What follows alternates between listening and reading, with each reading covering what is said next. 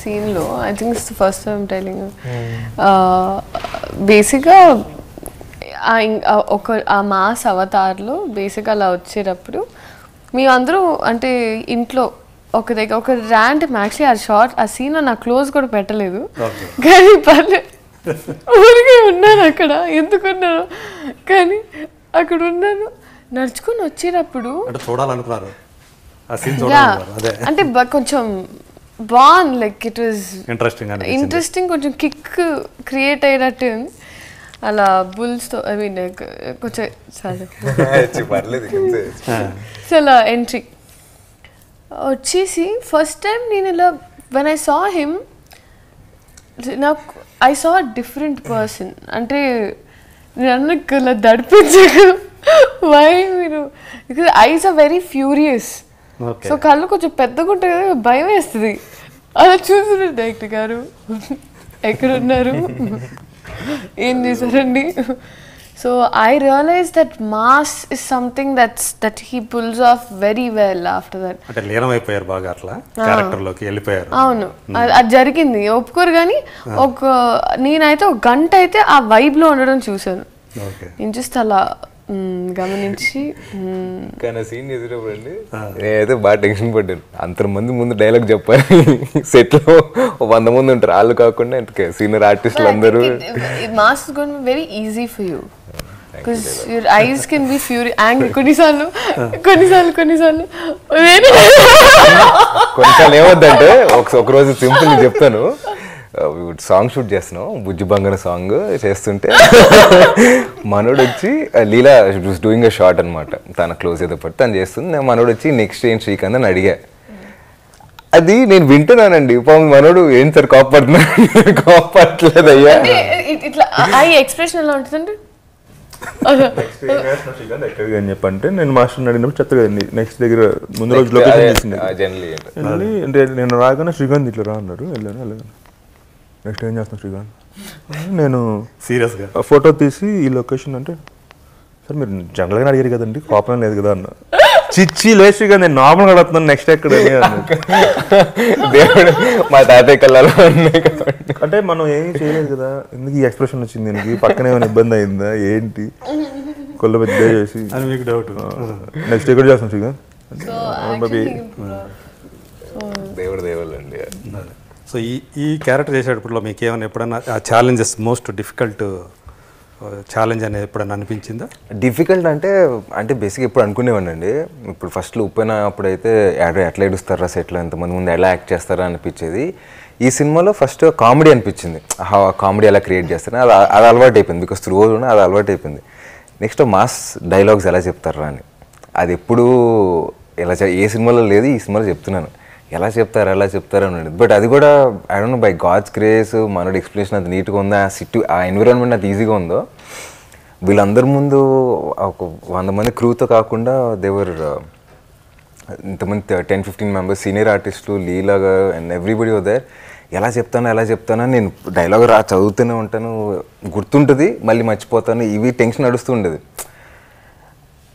అదేంటో తెలియకుండా టక్కన వచ్చేసింది అది అదృష్టం కొద్దో లేకపోతే ఏంటో ఏం జరిగిందో కానీ అది నేను రియలైజ్ అవ్వకముందే నేను నేర్చుకున్నాను అది మేబీ సబ్కాన్షియస్గా వచ్చేసింది టక్కని ఎక్కడెక్కడ మాస్ డైలాగ్స్ ఉన్నాయి ఇది కొంచెం ఛాలెంజింగ్ అనిపించింది టక్కనే అయిపోయిందని ఛాలెంజ్ అని కూడా కాదు ముందు అనుకునేవాడిని బట్ టేక్ అప్పుడు వెంటనే ఇమీడియట్గా ఓకే అయిపోయేది 2-3 మాస్ డైలాగ్స్ ఉన్నాయి అక్కడంతా సరే I don't know what happen అంటే ఒక మామూలుగా అయితే ఆడియన్స్కి ఫుల్ మీల్స్ లాంటి ఫిల్మ్ అంటాం సో ఒక యాక్టర్గా ఈ క్యారెక్టర్ మీకు అలాంటి ఫీలింగ్ ఏమైనా ఇచ్చిందా ఒక ఫుల్ మీల్స్ ఎందుకంటే ఇటు యాక్షన్ ఉంది ఎంటర్టైన్మెంట్ ఉంది ఎమోషన్స్ ఉన్నాయి అండ్ నేను ఎప్పుడు అలా చూడలేదండి ఫుల్ మీల్స్ ఇచ్చేసిందని ఐ డోంట్ నో అంటే నేను ఆ కథ ప్రకారంగా క్యారెక్టర్ ప్రకారంగా ఎంటర్టైన్ అయ్యారు బాగుంది సరదాగా ఉంది సినిమా అసలు ఆడియంగా విన్నప్పుడు చాలా బాగుందిరా మూవీ అంటే నేను ఇలా సీన్ చేసేటప్పుడు కూడా బాగుందిరా నా పాజిటివ్ దీంతోనే ముందుకు వెళ్ళిపోతున్నావు క్లైమాక్స్ ఫైట్ చూసినప్పుడు కూడా ఐ ఫెల్ట్ లైక్ ఈ క్యారెక్టర్ చాలా బాగుంటుంది అది ఎప్పుడు అనిపించింది నాకు ఎందుకో చాలా బాగుంటుంది అనిపించింది నేను ఆడియన్స్గా కూర్చొని చూస్తున్నప్పుడు something it will be nice అని సో లాస్ట్కి వచ్చిన శ్రీకాంత్ సో వైష్ణవుకి సంబంధించి మీరు గమనించిన వారికి అతని యొక్క స్ట్రెంగ్త్ ఏమనిపించింది ఒక యాక్టర్గా సార్ నాకు పర్టికులర్గా నచ్చింది ఏంటంటే సార్ అంటే మామూలుగా సార్ ఆయన ఫన్ ఇవన్నీ ఈజీగా చేసేస్తారు సార్ కామెడీ సీన్లన్నీ కానీ ఒక ఆర్టిస్ట్ అనేవాడు ఒక ఎమోషన్ని చేయాలంటే కొంచెం కష్టపడతారు. కానీ ఈయన ఐస్ పెద్ద అవటం మూలంగా ఏమో కానీ నీకు ఒక 2 seconds 10 seconds నువ్వు కనెక్ట్ అవ్వాల్సిన వాడివి టప్మ అయిపోతావు ఇమీడియట్గా. అంటే అంత ఈజీ కనెక్ట్ అయిపోతావు అనమాట ఎమోషన్ సీన్స్ అప్పుడు సార్ నేను చూసినప్పుడు.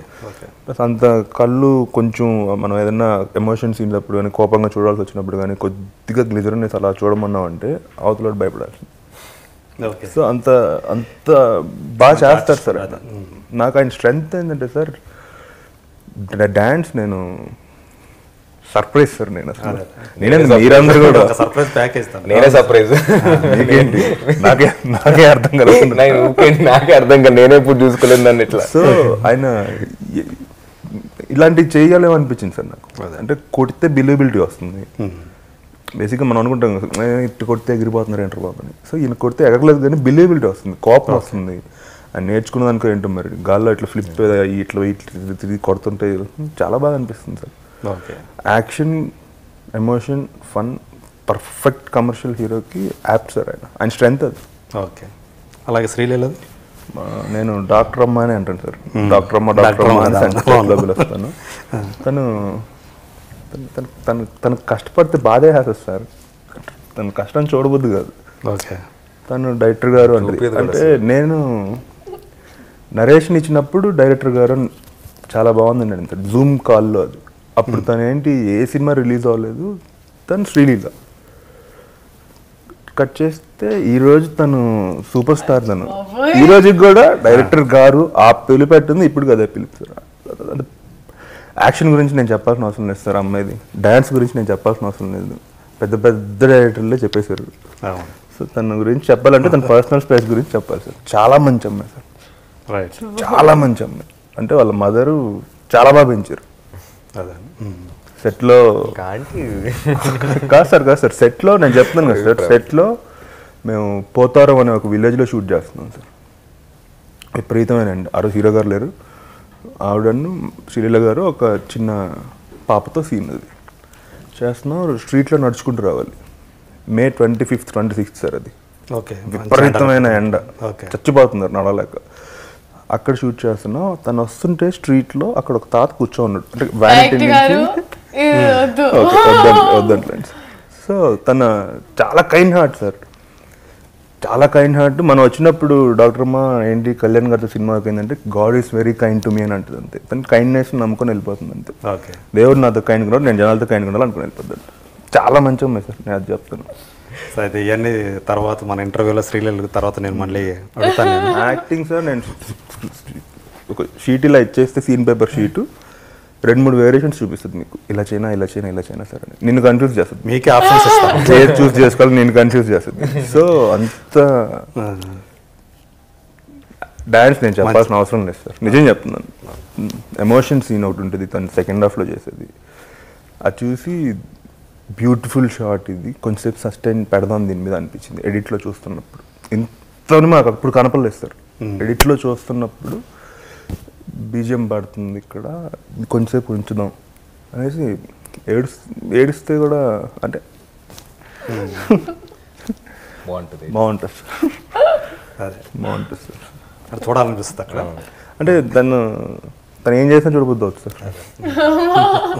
సెట్లో అందరితో మాట్లాడే విధానం కానీ మీకు అసలు ఓన్ చేసుకుంటారు. వీళ్ళిద్దరు కూడా అంతే సార్. ఈయన కూడా అంతే, అన్న అన్న అన్న అంటూ వస్తాడు అందరినీ. ఆవిడ అంతే, ఏం చేస్తున్నారు మీరు ఇక్కడ అంటే వెళ్తుంది వాళ్ళ దగ్గరికి. వాళ్ళు మేడం మేడం అంటే ఏం చెప్పండి ఏం చేస్తున్నారు, ఏం తిన్నారు ఏం తిన్నారు, లంచ్ ఏమైంది, లంచ్ ఏమైంది, లంచ్ ఇది తిన్నామమ్మా అది తిన్నాం ఇది తిన్నామమ్మా ఓకే ఓకే ఇది తినలేదా అని అడుగుతుంది. అంటే ఓన్ చేసుకుంటే ఫస్ట్ టైం బెదిరించినట్టుగా అడిగి చిన్న ఇది ఉంటుంది కదా, చాలా ప్రేమగా ఉంటుంది సార్.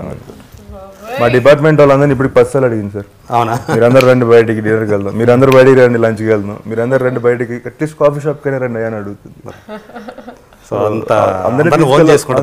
సార్ డైరెక్టర్ గారు మన టీం మొత్తం బయటకు వెళ్దాం అంటే లాస్ట్ డే మేము ప్యాకప్ చెప్పినప్పుడు emotional moment last day of the shoot.